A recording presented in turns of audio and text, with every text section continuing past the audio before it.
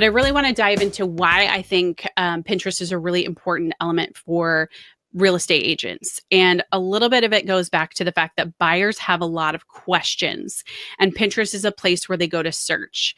And one of the things that's unique about Pinterest over YouTube or Google is when we do a search on Google, we might see some images, but we'll see a lot of text. But when we go to Pinterest, we get to see a lot of images.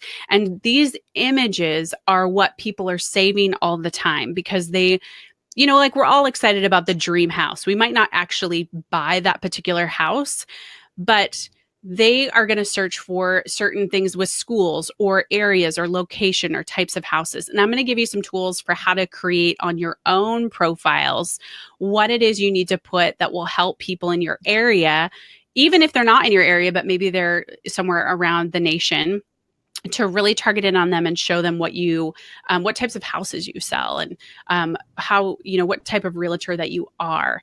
And so that's your profile. Your profile is really going to tell the story of your brand.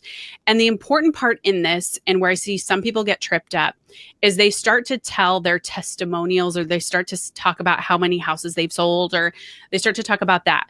Well, what we really want to shift it to is talk about how it is that you can serve them in this. Again, what type of houses that you specialize in, or the area, or reviews of schools in the area, or anything your people think are important, and how you can serve them. And again, we'll go through that in just a moment. The other is buyers are searching for who to buy from, what to buy, and where to live. So those are primarily the ways that they're going to search.